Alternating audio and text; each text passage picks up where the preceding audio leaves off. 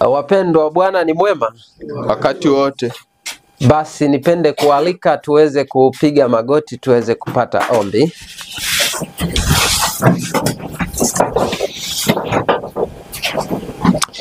Basi tuombe.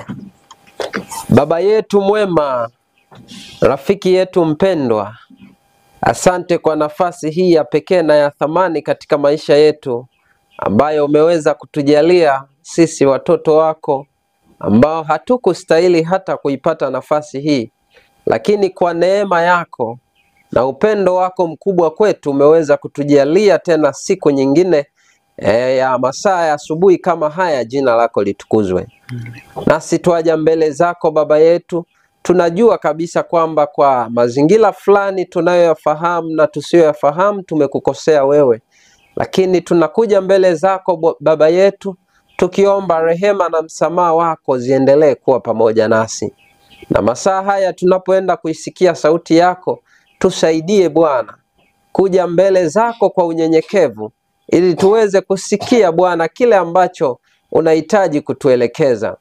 Asante kwa upendo wako mwingi ambao na tuvuta sote kwa neema yako ili tuweze kukuelewa wewe na kukufahamu kuwa ni Baba mwenye upendo na unatupenda na unatamani hata mmoja wetu asiweze kupotea. Asante kwa nafasi hiyo ambayo umeweza kutupendelea sisi ambao hatukustahili. Na sasa Bwana, tunapokuja mbele zako kujifunza maneno yako, tusaidie Bwana tukaweze kuyaelewa. Na mimi tu nitakayesimama hapa kama muwasilishaji wa kitu ambacho Bwana umekusudia tuweze kujifunza asubuhi ya leo, na kusihi Bwana ukazidi kuwa pamoja nami.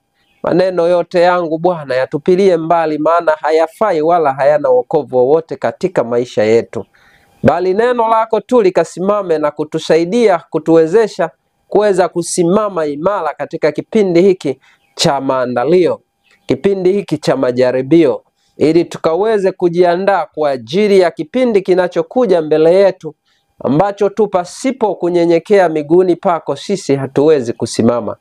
Hivyo tunakusihi Bwana, tusaidie tukaweze kujiandaa hata kabla ya maisha yetu kukoma, kabla ya wakati huo, basi tukaweze kufaa kwa ajili ya kusimama na kuishi na viumbe vitakatifu ambavyo havijawahi kutenda dhambi. Neema yako yatosha, tupatie unyenyekevu wa kina ili tukaisikie sauti yako, nikaisikie sauti yako. Kwa jina la Yesu Kristo tumeomba na kuamini. Amen. Amen.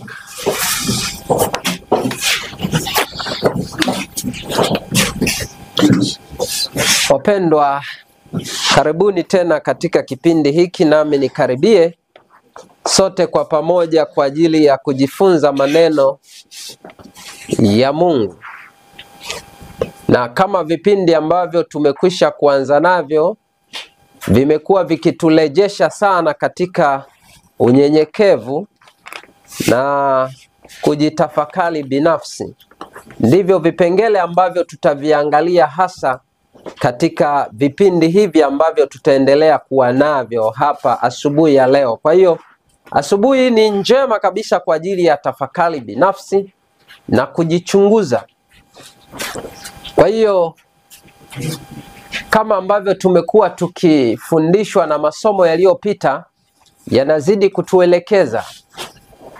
kutuelekeza namna gani tunaweza basi tukaweza kuishi sawasawa na maelekezo ya Mungu.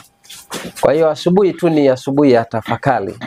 Hii ni tafakari tu ambayo tunatakiwa tutafakari. Sasa kwa jana tuliangalia kidogo, tuligusia habari ya mavazi kidogo, na vipindi vya asubuhi tunaweza kupita sana kwenye vitu ambavyo vinapuuzwa sana, lakini vina umuhimu mkubwa sana. Kwa hiyo usivipuuze wala nisivipuuze. Ni vitu vidogo vidogo, na unajua shetani ni mjanja sana. Anaweza wakati fulani akanitafuta kwa vitu vidogo vidogo. Mungu anapotuambia kwamba ukiwa mwaminifu kwa lililo dogo utakuwa mwaminifu kwa lililo kubwa, ana maana kubwa. Kwa sababu hata wizi kimsingi huwa unaanzia vitu vidogo vidogo sana. 50, 20 sisi hatuna saizi. Ila wenzetu nadhani wanakuwa wana hivyo vitu. Labda sisi tuanzie kwetu thamani ambayo tunaanza nayo labda 50, si ndio? 50 ndio unaweza ukaipata japo kwa shida sana. 100. Kwa hiyo shilingi 100 mtu akiona akichukua anaona kwamba hiki kitu haina shida. Lakini kumbe kitu kidogo kidogo ndicho kinakufanya yani mwizi aliyeiba 50 na aliyeiba mabilioni wako sawa sawa.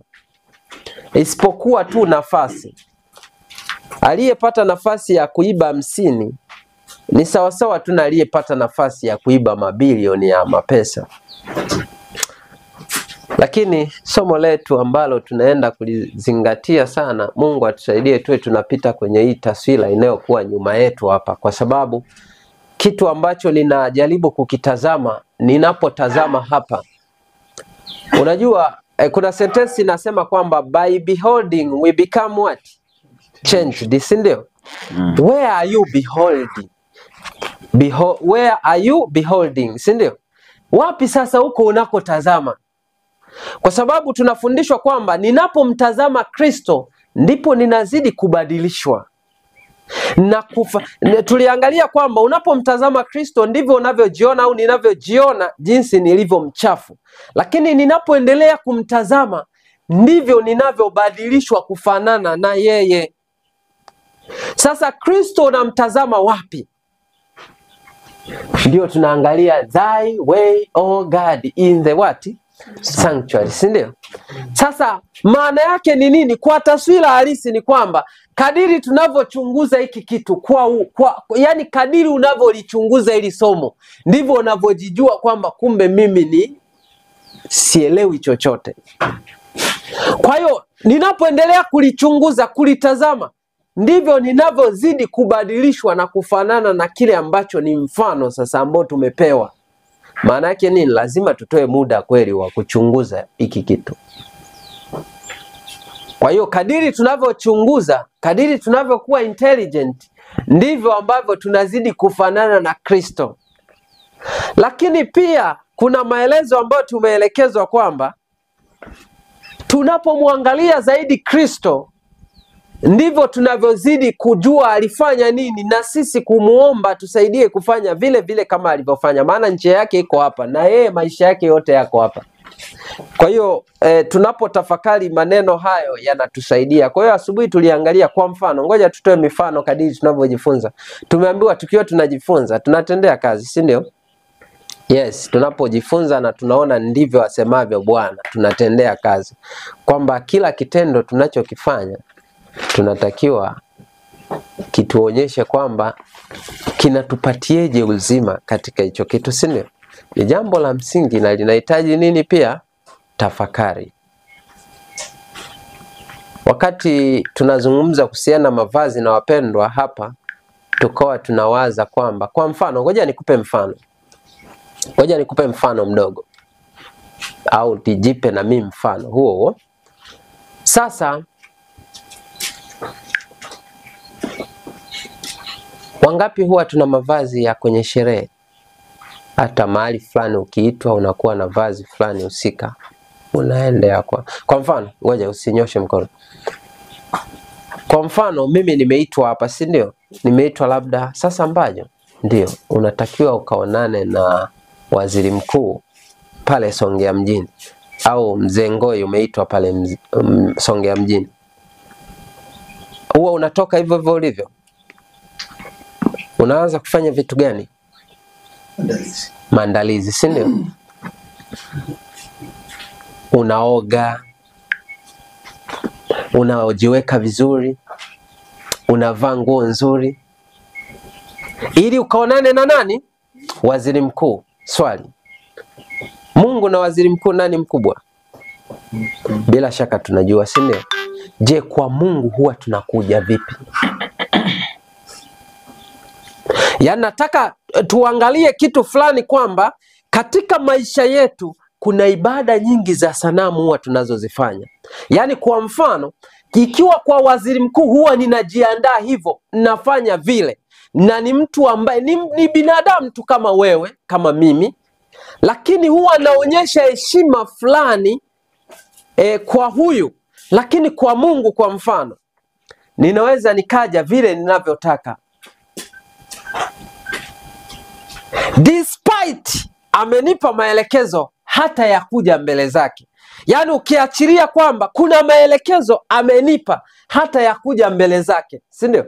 Lakini kwa waziri mkuu hana hata maelekezo kimsingi, ila tu kwa sababu dunia ina maelekezo. Tutakuja tuangalie hapo, dunia huwa ina maelekezo tayari. Maana hakuna, tuliambiwa kwamba kuna sentence aliitumia hivi, nitajie jina lako vizuri niweze kuwa nalitamka vizuri. Spirian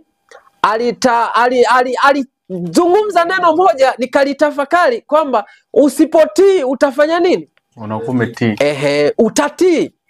Usipotii utatii. Yaani usipotii kwa Mungu kuna mahali tu unatii. Ukifuatilia huwa kuna utii kule unaelekeza namna ya kukutana na waziri mkuu. Kwa sababu unajua kabisa hivi si atanishangaa, ninaenda hivi kweli. Kwa hiyo lazima utaanza kufanya mabadiliko fulani kwamba naenda kukutana na nani. Kwa hiyo utaanza kufanya vile ambavyo tunavyoviona vinafanyika. Lakini swali, kwa Mungu huwa tukienda, huwa tunakuwa na mtazamo gani? Na yeye ana maelekezo gani, si ndio? Unajua haya mambo yapo hata nyumbani tu. Katika familia ni mambo ambayo kimsingi yanaweza yakatufundisha. Unajua wapendwa, kadiri tunavyojifunza tukimjua Mungu vizuri, haya mambo kweli hatutafanya kwa kulazimishwa, ila tu akili itatufundisha kwamba je, ninapokaribia mbele za Mungu na za mwanadamu huwa tunakaribia kwa namna gani? Kwa mfano, hebu piga picha kwamba kwa mwanadamu huwa unafanya hivyo. Swali, kwa Mungu huwa ufanye hivyo. Kwa nini? Lazima pia uwe na majibu, si ndio? Kwamba kwa nini kwa Mungu sasa ninaenda tu ninavyofikiria, na kwa nini kwa mwanadamu basi nafanya hivi? Na swali, kwa nini sasa kwa Mungu nifanye hivyo alafu kwa mwanadamu nifanye hivi? Wapendwa, ninapo jaribu kufikiria swala hilo, ninagundua kwamba kuna mahali ninapelea. Kuna mahali ninatoa ibada kwa mwanadamu nzuri kuliko kwa nani? Kwa Mungu. Maana yake hapa tayari ninajikuta ninakuwa kama nina ibada ya sanamu kwa namna ya nini? Ya heshima. Kwa mwanadamu nimetoa heshima kubwa zaidi. Kwa mfano, ndio hata lile swala unaweza ukajiuliza, hata mavazi ya siku ya Sabato, si ndio? Mavazi ya, yani kama una mavazi ya sherehe, una mavazi ya kuonana na marafiki, kwa nini mavazi ya kuonana na Mungu sina? Simuona swali linapokuja. Maana yake unajua kabisa nani ninayemheshimu zaidi. Kwa nini nina mavazi mpaka ya siku? Kwa mfano huwa tunajifunza hata hizi sikukuu za kipagani, lakini kimsingi maisha tuliyoishi tunajikuta tunasherehekea yale masherehe. Tumefundishwa hivyo. Yaani kwa mfano nazungumzia wakati fulani mnakuwa kabisa ni wa Sabato, lakini huwa hata kama mnafundishwa zile sherehe za kipagani, ila unakuta mna nguo zake huwa mnasherehekea. Ndio tumeishi maisha ya namna hiyo. Kwa hiyo ninaomba mtu aweke mute hii kwanza ili tuendelee vizuri, sawa? Haya.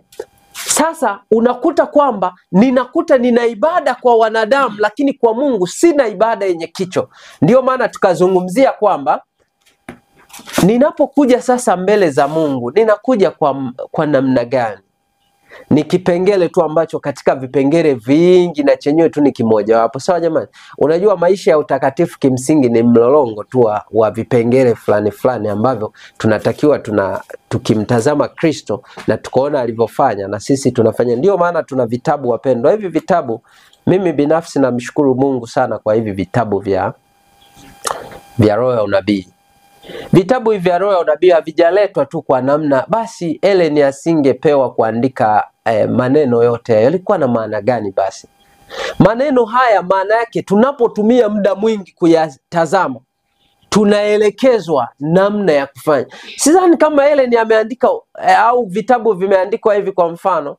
Hata kama aliandika, kwa maana wengine wachambuzi tunaona wadhamini wa Ellen G. White walikuwa wanatoa vipengele pia ambavyo vinajumuisha mada fulani, ndio wana compile kinakuwa kitabu kimoja. Yaani kwa mfano, kitabu kinaitwa Ujumbe kwa Vijana. Mimi ni nani? Ni kijana, nachukulia mfano. Sasa sio ni umuhimu kweli wa kuangalia hivi vitu? Yaani maana yake nikijua kabisa kwamba kuna ujumbe unaonihusu, maana yake ni kwamba Mungu anatazamia kwamba mwanangu, ukiangalia kuna mambo utakayojifunza. Ndio maana wakati fulani Ellen G. White anasema Biblia, yani kimsingi Biblia ilikuwa inatosha kabisa kutuelewesha, si ndio? Lakini anazungumzia kwamba kuna vitu ambavyo tayari tunauelewa tofauti na hivyo vitu. Kwa hiyo kwa namna fulani Mungu anajaribu kutuelewesha kuielewa Biblia vizuri. Na ndio maana utagundua kwamba katika kila muktadha Ellen anaoelezea, yani jambo lile usipoelewa kwamba ni Biblia, unakuwa maana yake haujawa tu na muda wa tafakari. Ila ukiwa na tafakari, maneno aliyoandika Ellen G. White hayapishani kabisa na Biblia. Ila tu kwa sababu hatujauelewa mtazamo wa Biblia, ndio maana tunapewa kwa namna hii. Kwa hiyo unaweza ukaangalia kwamba maisha yetu nakuta wakati fulani tumemheshimu mwanadamu zaidi ya kumheshimu Mungu. Kwa hiyo ukipima maisha yetu nakuta kwa Mungu tunafanya dhihaka na dharau. Na hili wakati mwingine sio kwamba tunakuwa na upendo wakati fulani, ila huwa ni dharau mbele za nani? Za Mungu. Kwa sababu gani? Kwa nini mwanadamu ninamheshimu hivi? Kwa nini Mungu simheshimu hivi? Ndipo ninapokuja kugundua kwamba kumbe heshima ilitakiwa iwe nani sasa? Kwa juu ilitakiwa iwe kwa nani? Kwa Mungu. Maana yake kwa Mungu ningevaa vizuri kuliko ambavyo ningevaa kwa nani? Kwa mwanadamu. Lakini kwa sababu nataka nionekane kwa mwanadamu, unakuta kwa Mungu ninachukulia hizi tu.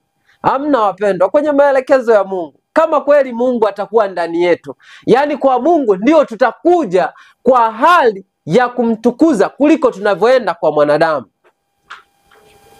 Kwa hiyo hata kwenye masuala ya usafi na kila kitu, yote yanasimama pale pale. Kwamba kwa mwanadamu huwa ninajionyesha kwa namna gani, lakini kwa Mungu huwa ninakuja kwa namna gani. Kwa lazima haya mambo yanaambatana tu. Yani haya mambo yote wapendwa yameandikwa, yanaambatana, yanafuatana. Kwa mfano, ngoja nikupe mfano. Wakati tunaenda kwenye kusoma hapa, tunapozungumzia uchafu, hiki kitu kinaashiria nini hasa? Hivi dhambi ni usafi, ni uchafu? Uchafu. Ukipata taswira ya hili fundisho, yani kimsingi kuanzia hapa mpaka hapa ni Mungu kutufanya tuwe safi kimsingi, kiroho, si ndio? Lakini tunapozungumzia kimwili, maana yake walimu wa afya wanatufundisha habari za, hata wakati fulani wanazungumzia kwamba ukila vibaya, na Royal NBC ndio nasema hivyo, ukila vibaya utafikiri nini? Vibaya. Ndio nasema hivyo. Yani ukila vibaya utafikiri vibaya. Ndio maana tukinywa pombe unaanza kulewa. Yani kitu unachokiingiza kina matokeo kwenye akili. Chochote kile, ndio nabii anasema kwamba chochote kile kinachopita hapa kinaingia huku, kina matokeo yapi? Huku. Ndicho inasema hivyo. Maana yake nini sasa? Vitu vyote kwenye mtindo wa maisha vinaendana kabisa hapa.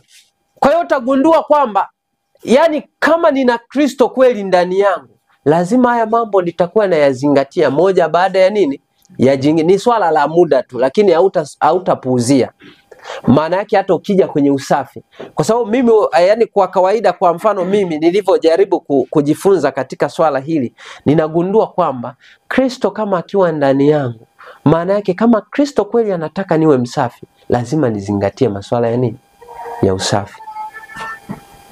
Nikiona kwamba mimi sizingatii masuala ya usafi, bado Kristo huyu kuna shida ndani. Sizungumzi umarida nini? bei, gharama za mavazi, si ndio? Vazi inaweza kuwa lolote, ila tunapozungumzia usafi ni kwa vazi lolote, si ndio? Kwa lazima tunayaangalia ya maswala kwa kina na kutafakari.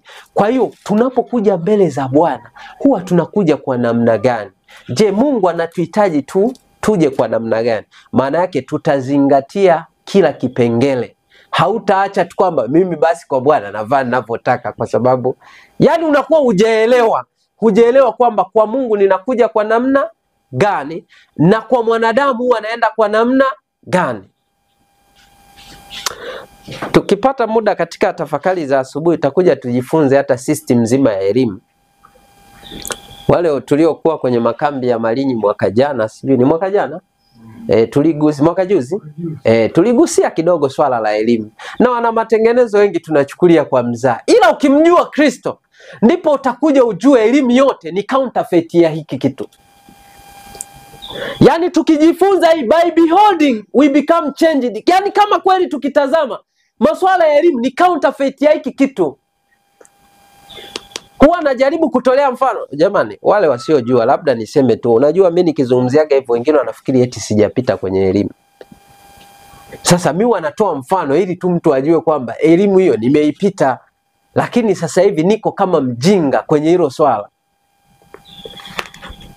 Mimi ni mwalimu wa physics na chemistry by profession kabisa.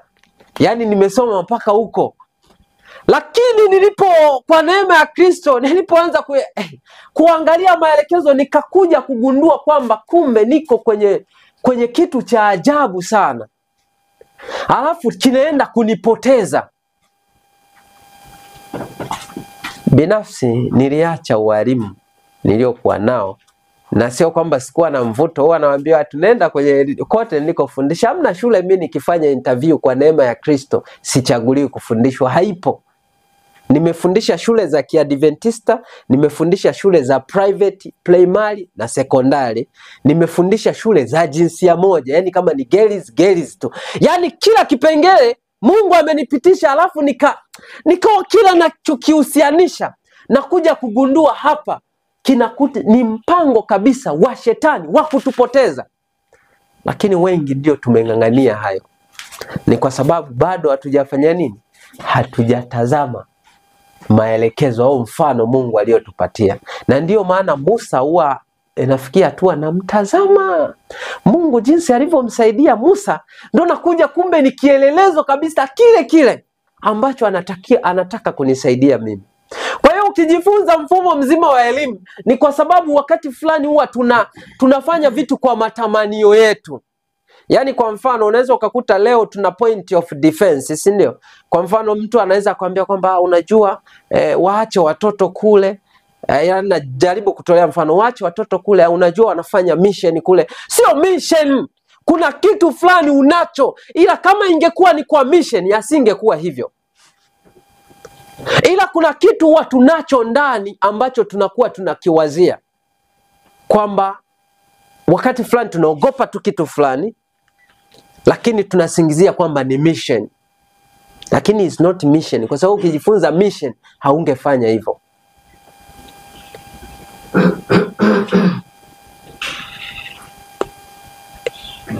Unajua ukijifunza haya maswala unagundua kabisa yani kumbe Mungu atusaidie tu. Mungu afanye nini? Atusaidie, kwa sababu shetani ametuteka kupita tunavyoelewa. Na ndio maana tunapojifunza hapa tunajifunza mambo mengi ili yaweze kutusaidia, lakini kuna vitu vingine tunaenda kufanya uamuzi, weza tutake au tusitake, ila lazima tutafanya uamuzi ili tutoke kule. Kwenye maandiko ya awali kuna mahali nikawa nasoma inasema mbingu itakuwa nyepesi. Heaven will be cheap only if we obtain it through suffering. Kwamba mbingu itakuwa nyepesi kama tu tutaipata kwa njia ya mateso. Ndio imeandikwa hivyo. Mateso gani sasa? Lazima tukubali mambo mengine kujikana. Ukiangalia kwa mfano kwenye mfumo wa elimu, kwenye Biblia, mimi mara nyingi swala la elimu ya dunia yani huwa hata silipeleki kwenye Biblia, si ndio? Maana ile elimu kimsingi haimo kwenye Biblia. Kwenye Biblia kwani kuna masuala ya elimu ya kidunia? Hayamo kabisa. Yaani kwa mfano ni watu tunachukua mafungu kama Mithali 4:13 tunasema mkamate sana elimu. Lile fungu linaendana na maelekezo ya Mungu kweli kuhusianisha na elimu ya kidunia? Hamna. Maana Kiingereza nasema hold fast what? Instructions. Sasa instruction ni zipi? Ni maelekezo ya kidunia? Hamna. Kwa hiyo elimu, yani elimu ya kidunia haipo kwenye Biblia, yani haina taswira yake kwenye Biblia hii tunayochukua sasa hivi. Kwa sababu ukianza kuangalia kwenye Matendo 4:13, si ndio? Matendo 4:13, mitume wale watu wa duniani wale viongozi wanashangaa kina Petro walikuwa ni wajinga, si ndio? Ignorance. Lakini wanashangaa wanaongea maneno ambayo afu wanakumbuka baadaye walikuwa na nani?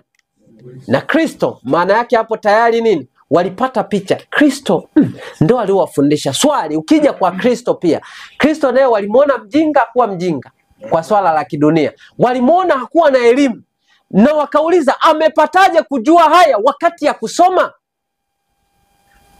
Alafu baadaye Yesu anawaambia kwamba elimu yangu sio, yani yeye sio ya kidunia hii. Sasa swali, nani ambaye tunaweza kumwendea atufundishe elimu ya kweli? Ni Kristo. Na Kristo anatufundisha wapi? Ni kwa kunyenyekea miguuni pake. Yani maana yake ukisha alijua hilo, huhitaji kusema kwamba, kwa mfano wengi leo ukifundisha masuala ya elimu wanakuambia kwamba unajua tutengeneze kwanza madarasa. Tuwe nayo madarasa. Tukisha kuwa na madarasa ndio tuweze kuwatoa watoto. Yani hujamuelewa, sijamuelewa Mungu kwa sababu sijajua kwamba nani kwanza mwalimu wa kwanza wa mtoto aliyekabidhiwa? Ni mzazi. Maanake ukijua kwamba baba na mama ndio walimu wa kwanza wa mtoto, darasa la kwanza Mungu aliloliandaa lilikuwa ni darasa gani? Eden. Maanake sasa ukijifunza ukawa mnyenyekevu, lazima tuyapitie maswala. Sasa ni kutoa muda, it takes time. Lazima nitoe muda kabisa kwamba wa kujifunza haya maswala, kwamba Mungu anahitaji niishi maisha gani. Kwa hiyo ukijifunza hayo kwa mfano, nachukulia mfano. Mimi huwa nashangaa sana wakati fulani, huwa nakutana na haya maswali. Wengi wananiuliza, lakini huwa Mungu alisaidie tu ninyenyekee kwa ajili ya kuwa na wajibu.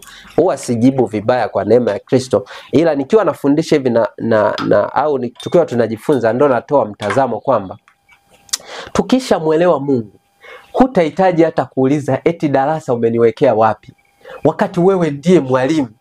Alafu wewe ndio uliomba na kulia Mungu nipatie mtoto. Alafu ni wewe mwenyewe ukikosa mtoto ndio huwa unalia. Lakini nikipewa mtoto, Mungu ana maelekezo yake nimfundisheje.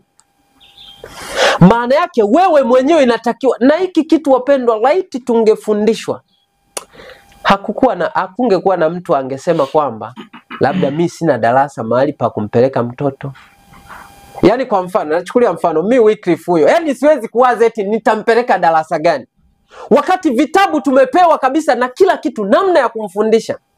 Kila kitu kipo. Huwezi ukawaza kwamba nampeleka darasa gani.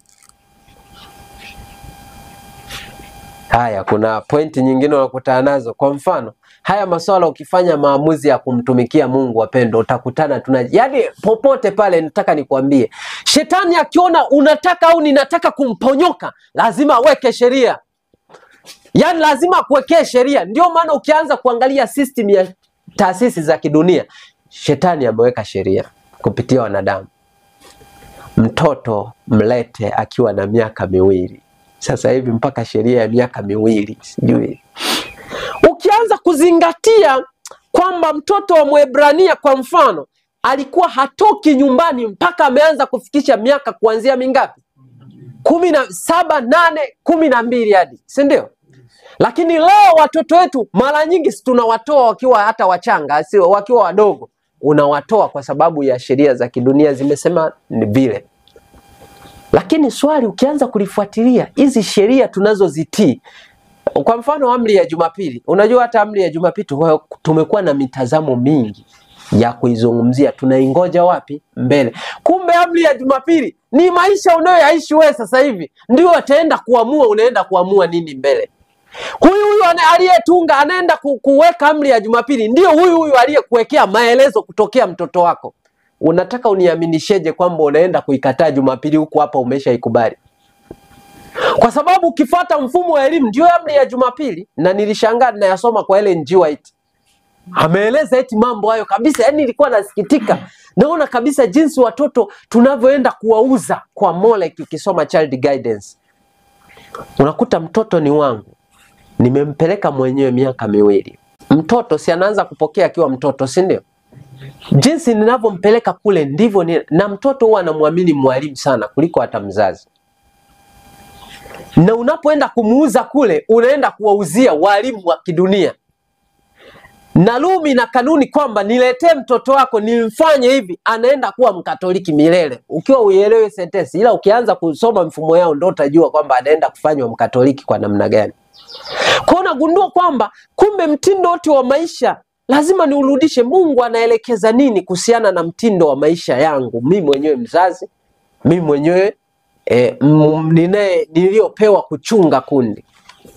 Nikagundua wapendwa, kila system sasa hivi za kidunia zimewekwa chini ya kumfanya tu mwanadamu aende kumsujudia mwisho wa siku shetani. Na ndio maana shetani akaweka sheria kwamba usipomleta mtoto naenda kufunga wapi?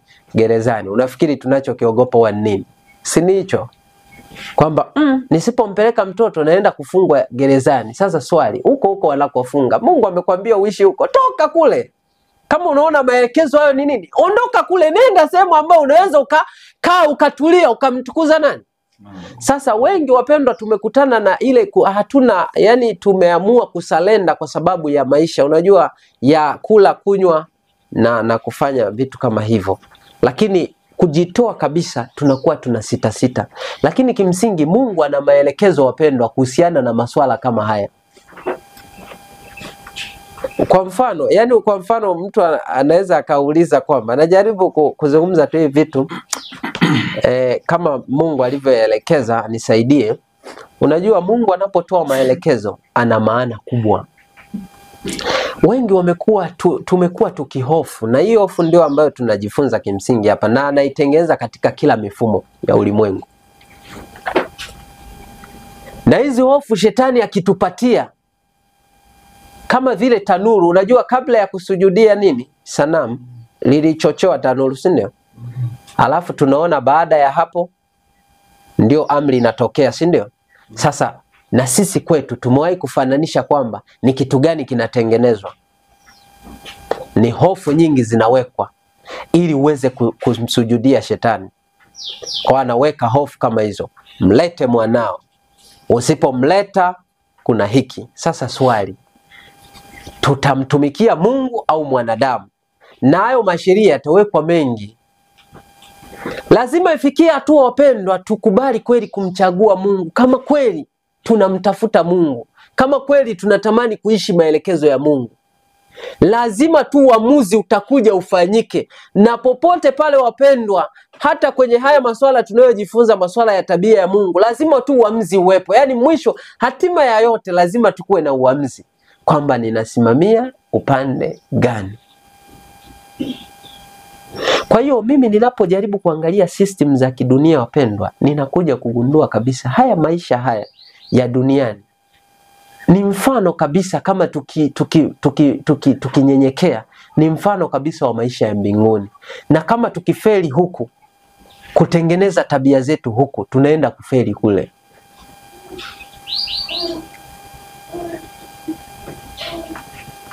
Unajua, siku moja nikajaribu kutafakari, tutaenda kusoma kwenye Desire of Ages. Wakati fulani ukiwa hujaishi maisha ya nyuma, unaweza usielewe kwamba Yesu aliishi maisha gani. Ila siku moja ninatafakari, nikawa nawaza hivi, kulikuwa hamna elimu za kidunia wakati huo? Kumbe zilikuwepo. Na tena nikajaribu kusoma, kumbe yani kipindi cha Yesu tena ndio walikuwa katika mazingira, serikali ilikuwa katili ya Kirumi. Lakini Yesu alisimama bila kwenda elimu za kidunia. Yani hapo ndio nilishangaa.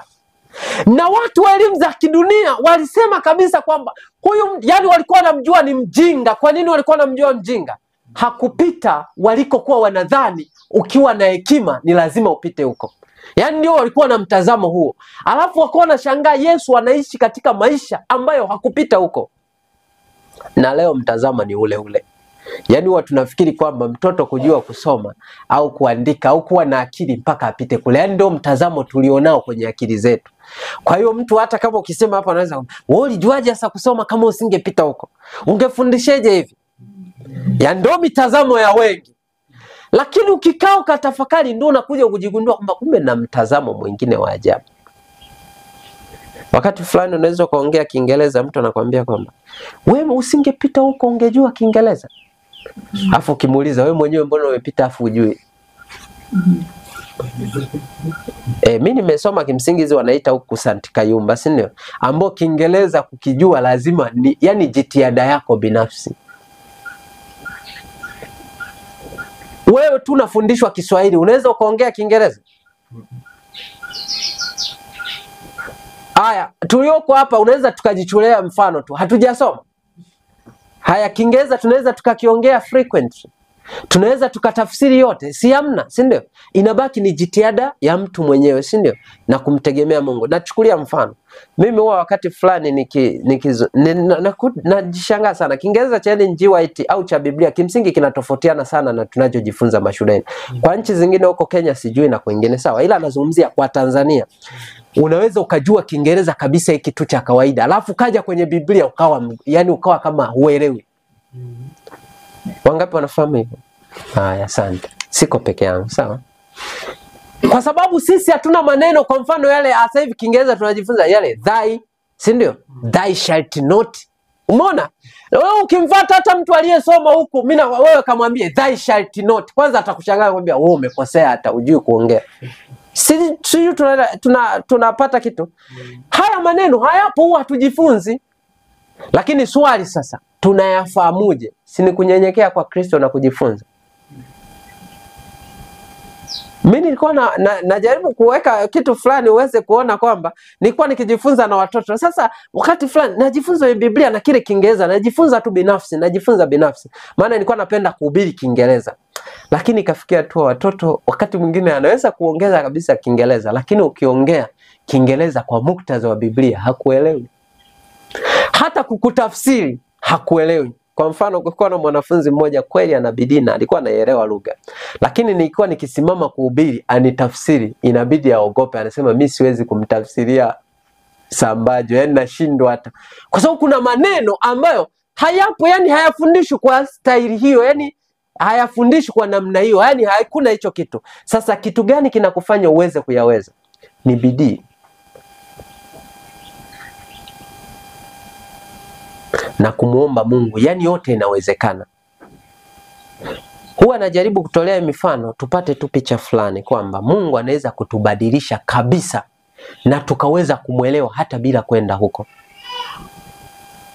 Lakini wengi tumefundishwa tuwapeleke watoto wetu kule na wakati mwingi tumewapoteza. Na watoto wengi leo, angalia, mimi sihitaji kutolea mifano, wewe chukulia mfano familia yako au familia yangu. Maisha ninayodhani kwamba kule nako wapeleka watoto wanarudi na tabia zipi?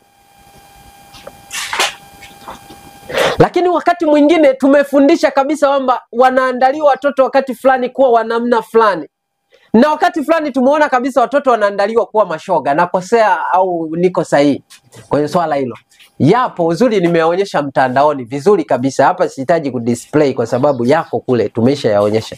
Lakini bado mzazi ninasema nipeleke tu kule. Yani shetani anatuonyesha ona watoto wako ninavyowafanya. Lakini sisi bado tunawaswaga tu kule, nenda tu kwa sababu wao wamesema tufanye nini? Tuwapeleke. Maana yake stand yetu, msimamo wetu kwenye neno la Mungu na kuwa wapi? Tukikaa tukajitafakari wapendwa, yupo tunayemtumikia. Yani yupo tunayemtumikia. Ndiyo, hapa tunasema tutajifunza madawa, kutotumia madawa, lakini issue inakuja hayo madawa tunalazimishwa kuyachukua. Sasa swali, where is my stand in the word of God? Maana hivi vitu, si kuna bima ya afya yote imeshatangazwa na video sizipo tunaonyesha kila siku. Tunalazimishwa kuzichukua, haya tunafanyaje? Na sio tu kuichukua, utalazimishwa kwenda kule, haya unafanyaje? Wapendwa, itafikia tu muda lazima tuwe na stand kwa Mungu kama tunahitaji kuokolewa. Haitoshi tu kujifunza. Huku kujifunza kimsingi kunatakiwa kunipatie ujasiri au imani katika haya maneno tunayoyasoma. Lakini nataka niwaambie kwamba itahitaji msimamo wa kweli katika neno la Mungu kama wenzetu walivyosimamia. Na sasa hivi sisi tunaingia kwenye kipengele kizito, yani tupende tusipende, lazima tukaonyeshe stand yetu.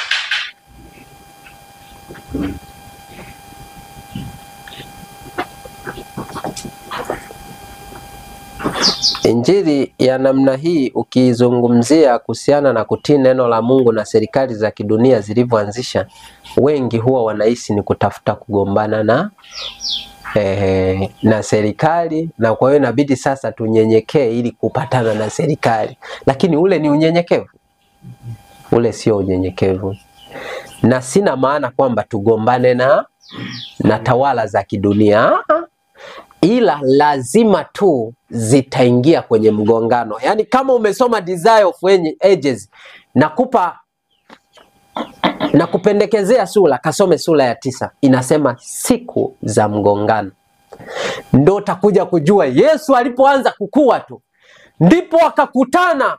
Ngoja nisome tu kidogo sura ya 9 hapo. Sikiliza, nasoma tu haya ya kwanza. Anasema hivi: tangu miaka yake ya mapema mtoto wa Kiyahudi alizungukwa na maagizo ya marabi, ni Yesu huyu. Taratibu ngumu ziliwekwa kwa ajili ya kila tendo, yani kila tendo kwa Myahudi iliwekewa taratibu ngumu. Anasema hata lile lililo dogo kabisa maishani. Chini ya walimu wa sinagogi, vijana walifundishwa kanuni zisizohesabika ambazo walipaswa kufuata kama Waisraeli wanaoshikilia utamaduni wao. Na ukiangalia vizuri waliiga kwa Warumi. Yaani Warumi walikuwa na maelekezo mengi sana na ya ajabu ajabu, mengine wakawa na ya Tito. Anasema lakini Yesu hakujihusisha na mambo hayo. Sikiliza. Tangu utoto wake alifanya mambo akiwa huru bila kuongozwa na sheria za marabi. Maandiko ya Agano la Kale yalikuwa kitu cha kujifunza wakati wote, na maneno hivi ndivyo asemavyo Bwana yalikuwa midomoni mwake. Anasema kadiri hali ya watu ilivyoanza kufunguka katika fahamu zake, aliona kwamba matakwa ya jamii, underline hiyo sentence, matakwa ya jamii na yale ya Mungu yalikuwa katika mgongano wakati wote. Na hiki kitu tukikitafakari wapendwa, nawaambieni, yani maisha ya sasa hivi na sheria za sasa hivi zote zipo kwenye mgongano. Yani shetani amezigonganisha kabisa na mambo ya Mungu. Ukitaka kutia Mungu tu unakutana na kikwazo.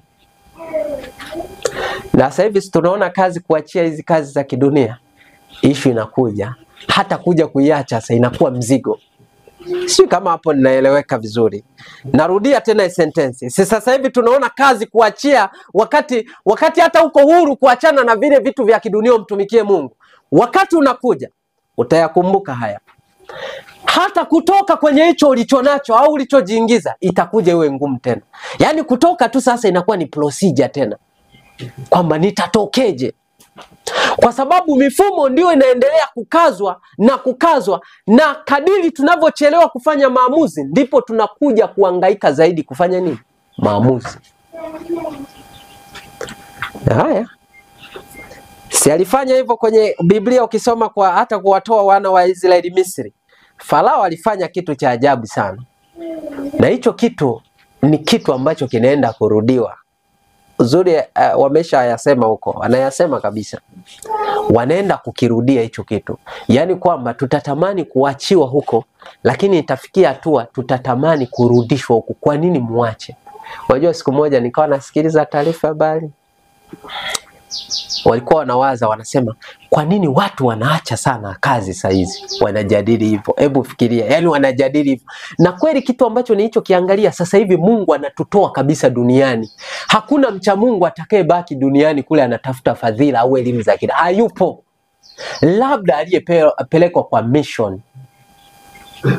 Na yeye akienda kwa mission hana wazo la kuwaza nini? Faida zao. Yaani kwa mfano, nilikuwa nawapa mfano watu fulani. Tulikuwa na mtu fulani akamwambia, "Mbaje tukaongeze elimu?" Nikamwambia, "Lengo la kuongeza elimu ni nini?" Anasema, "Unajua." Nikamwambia, "Vipi tukienda kuongezwa elimu alafu tusiongezwe mshahara?" Akamwambia, "Sasa wewe utakuwa ujinga gani?" Tafsiri ya kuongeza elimu ni kuongeza nini? Hayupo anayekubali tu kwenda alafu hela yake ibaki ni 300,000 au 400,000. Hayupo. Anataka aongeze ili apate 600,000, 700,000. Alafu akiongeza tena ili aje. Yani ni kutafuta makuna mshahara. Ndio imesukwa kwa namna hiyo. Sio kuongeza eti elimu au ujuzi. No. Na wapendekezea.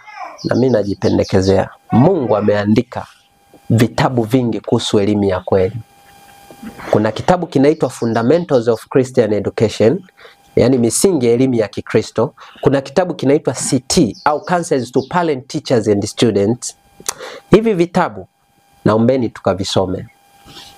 Binafsi nilipoanza kuvisoma nikagundua kumbe tuko nje.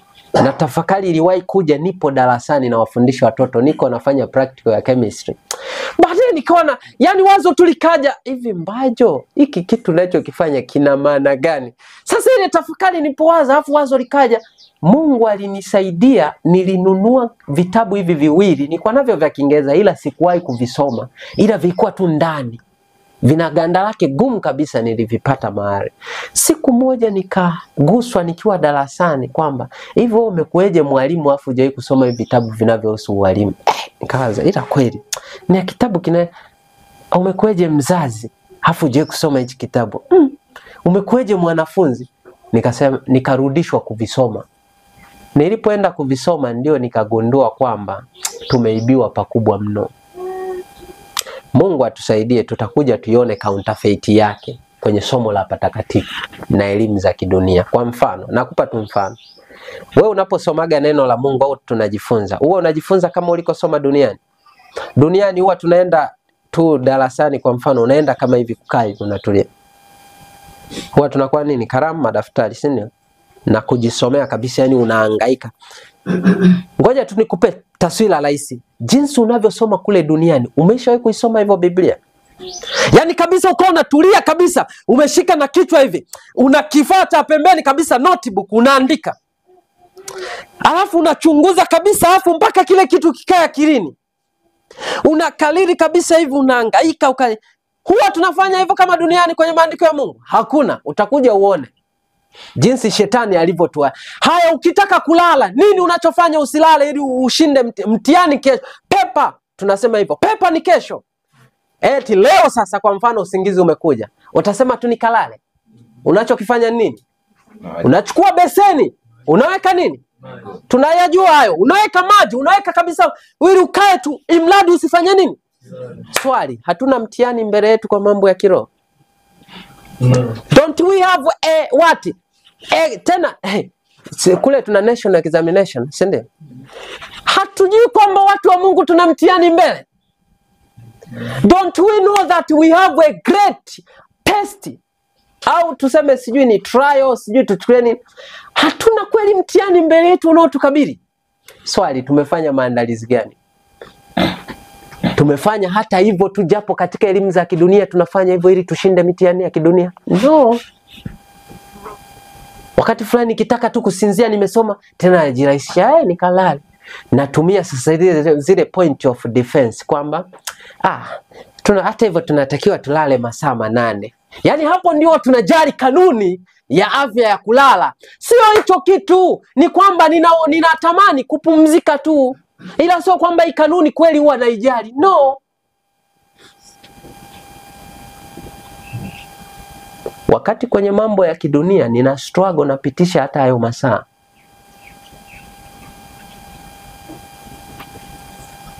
Wapendwa, lazima tujichunguze.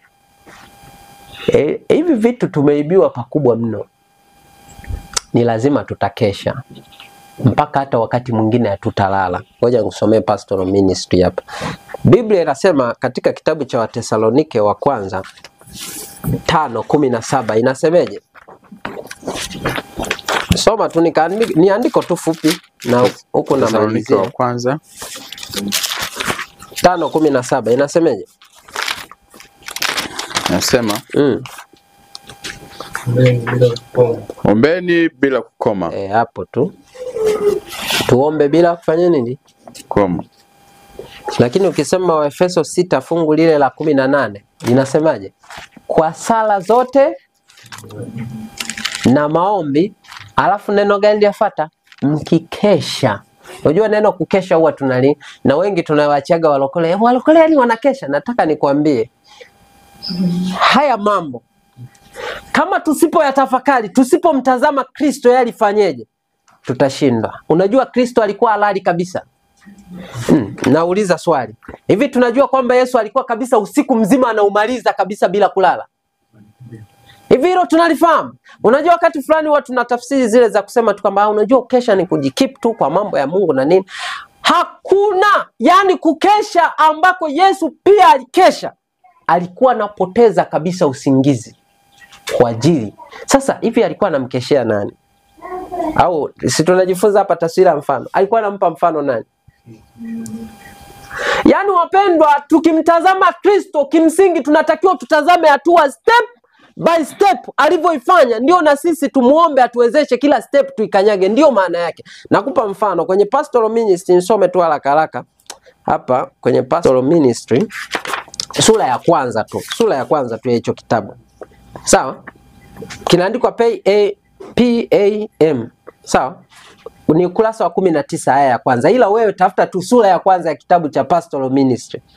Sawa? Au ni testimony for the church, gombo la 4 ukurasa wa 528. Anasema hivi, ni lazima tuwe na huduma iliyoongoka. Sasa anasema hivi, ufanisi na uwezo unaofuatana na mhudumu aliyeongoka kweli ungewafanya wanafiki katika Sayuni kutetemeka na wenye dhambi kuogopa.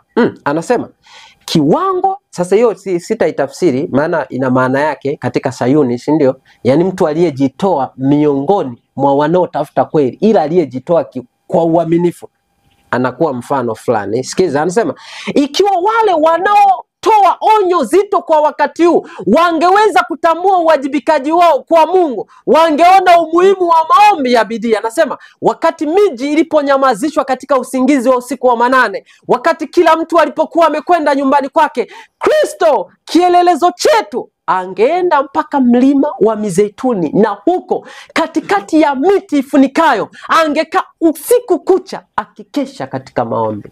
Unaona hicho ni kitu kidogo? Sisi hata tuna miti mingi, si unaona? Mimi mwenyewe Mbajo una miti mingi. Lakini swali, naweza hata kwenda pale usiku, kwanza nina hofu tayari. Unajua tuna hofu tayari kwamba huko je yani kumbe hamna mtu hata anayenisubiri huko, ila unakuwa tayari una hofu kwamba kuna mtu. Nani huyo mtu amekosa naye kulala kule, aje tu akae humo msituni peke yake? Yani unakuta ni kitu hakipo, lakini unajikuta wewe mwenyewe tayari unaanza kufanya nini? Kuogopa. Akipita tu mnyama na naweza kumbe naye mnyama anawaza hapa, mbona kama nimeingiliwa na mimi nikajihifadhi mahali kwingine. Tafakari zimekuwa za tofauti. Tukiwa namalizia hapo, najua muda wangu umekwisha, 1:00 kamili. Kuna kitu tunatakiwa tufanye wapendwa. Nachomaanisha kwenye pointi hii ya asubuhi, lazima tukae na muda wa kujichunguza. Kama hatutajichunguza wapendwa, hivi vitu vitakuwa nadharia, ila vinahitaji uhalisia, na tunaenda kutoa msimamo kabisa kwenye maisha tuliyoyachagua. Vitu vingine wapendwa vinawezekana kabisa kama tukimtumaini Mungu na kumtegemea. Hatuna imani kabisa. Leo kweli ukianza kujichunguza, au nikijichunguza mimi binafsi najionaga sina imani, ila nadai kusimama na neno la Mungu tu hapa. Ukurasa wa hicho kitabu ni Pastoral Ministry, ukurasa wa 19 aya ya kwanza. Ila wewe andika tu sura ya 19 tu, ile aya ya kwanza tu unaanza kusoma. Jamani, Mungu atusaidie. Tunahitaji kuwa na imani ambayo hatuna. Maisha tunayoyaishi sasa hivi au uzoefu tulionao ndio utatujulisha mbele. Lakini kama kweli tutasimama na kweli, masuala wapendwa, mimi nimekuwa nikiyahubiri mtandaoni, watu mnaofahamu masuala hata ya matengenezo ya elimu na nini na mengine, na mimi nahitaji kujifunza zaidi, nijue zaidi. Mungu anisaidie, na ndio maana nahitaji kuja kwenye mikutano kama hii na mimi nipate kitu fulani, kwa sababu mimi pia nahitaji kuhubiriwa. Sio kwamba mimi tunahubiri, hamna. Lazima tuhubiriwe ili tufundishwe vile ambavyo hatuna. Na mimi nikipata hicho, na mimi nachukua na kiwekea kazi katika nyongeza ile. Na ndio maana ya kuja. Sijui tunaelewana? Hata hili somo la tabia ya Mungu, binafsi mimi namshukuru Mungu kwa sababu neno tu kuweka somo liwe tabia ya Mungu ni kitu ambacho nina gain, alafu naenda ukifanyia nini kazi. Ila siwezi kuyaacha haya mengine, lazima niongezee kile ambacho sina, nisonge na nini. Hatuna muda wa kupoteza wapendwa, ila lazima tujikane nafsi. Unajua leo tunaishi maisha, ngoja nitoe ushuhuda nikiwa naenda kufunga. Huwa ninajaribu kumwambia hata mke wangu kwamba Mungu atusaidie na hatutaokolewa wapendwa kwa makundi. Hata baba na mama katika familia lazima tujue tunaokolewa mmoja mmoja. Yaani kama umeamua kusimama kweli mama, simama na ukweli. Kama baba umeamua kusimama na ukweli, simama na ukweli. Ila ikifikia hatua kwamba tukashusha kiwango cha Ukristo kwa sababu ya familia, hapo tayari hatujaandaliwa. Lazima tusimame na ukweli. Na tukisimama na ukweli, huwa najaribu kumwambia hata mke wangu kwamba tukisimama na ukweli Mungu atatusaidia, hawezi kutuacha. Ila kama tukiuacha ukweli, hata kule tunakodhani kwamba ni sahihi tutapungukiwa. Na sasa tunakabiliwa na maamuzi mazito na magumu tunaenda kufanya. Swali, kama tusipoanza kuyafanyia mazoezi tutafanyaje? Nilikuwa najaribu kutoa tu shuhuda. Mimi mambo naongea kule ni kweli. Najua kabisa, unajua kuna watu wananiambia kwamba huyu jamaa hajui riski yake. Yaani hajui riski yake. Sasa huwa mara nyingi na nyamaza. Maana sinajua kwamba ujumbe ninaohubiri hata hapa ninafahamu, najua hii rekodi inaenda mbali. Ninafahamu na nina watu na nina rekodi ya watu ambao wamenipigia, wana vyeo vya juu kuhusiana na hicho kitu ninachokihubiri, ambao tayari wameshafanya maamuzi. Hiki kitu huwa kinanipa picha kwamba huu kweli sio ambajo, ni wanani kabisa. Watu wapo na elimu za juu kabisa kwenye vyo, wananipigia simu wananiambia ambajo hiki kitu ni right kabisa. Alafu hapo unataka uniambie nitarudije nyuma kwenye ukweli huo? Uniambie kwamba ukweli yani ni wangu kweli? Sio wangu. Ukweli wetu unaongoa mpaka wanajeshi, watu wako usalama wa taifa kabisa, unamgusa ujumbe, uniambie ujumbe ni wangu.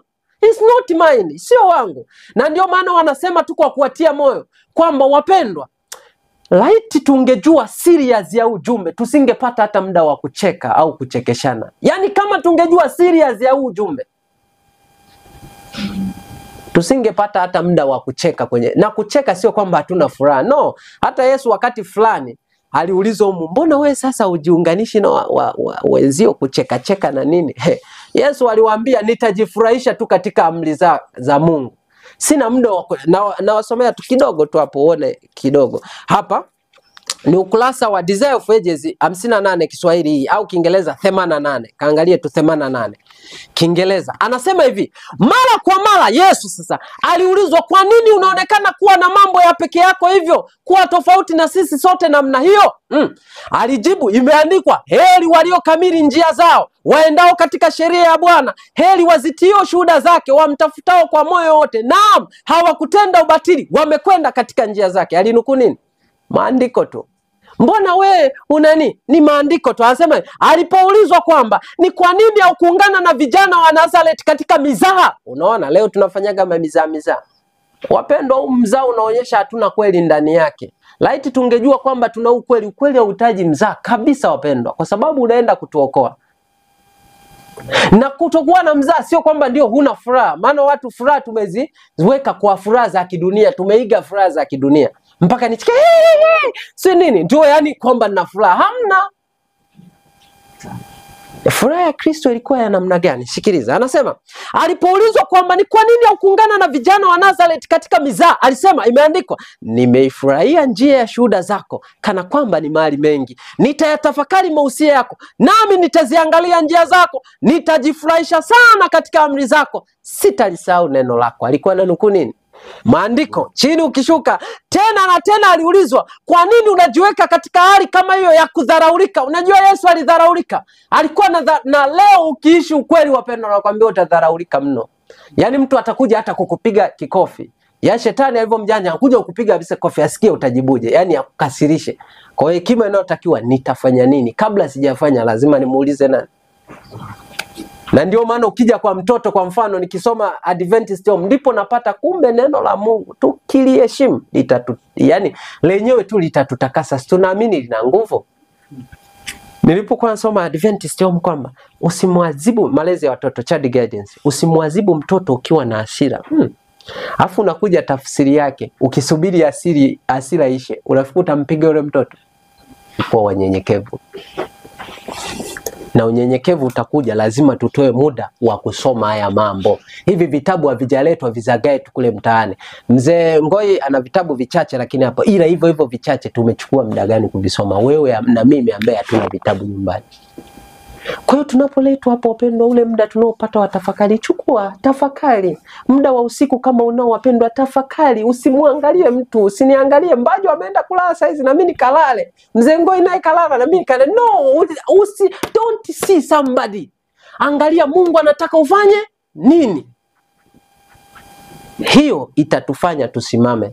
Yesu alichukua muda kukaa na maandiko, na wakati fulani hata mama yake Mariamu alikuwa mwisho wa siku amemfundisha vitu asivyovielewa. Alipoanza kuvisimamia akaanza kumuona kama na yeye anaanza kuwa, tutakuja tuangalie baadaye.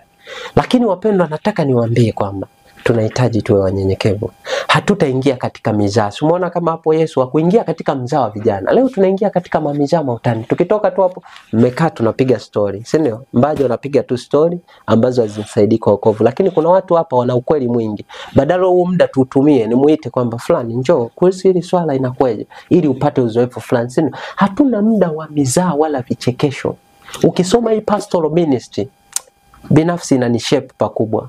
Sitakiwi kutoa mizaa. Ina mambo mengi ina mambo mengi sana. Kwa sababu nikitoa tu mzaa wowote, nabii anasema kwamba unawafanya hata wale watu wanalipokea lile neno kimzaa. Umeona hicho kitu? Na ndio leo huwa tunaishi hivyo. Wakati mwingine wanasema yani kama ndio hivi sasa nani ataokolewa? Mungu naye atusaidie. Yani unayachukua tu kimzaa unaenda nayo. No! Tunatakiwa wapendwa kuwa serious kwenye swala la wokovu. Mungu atusaidie.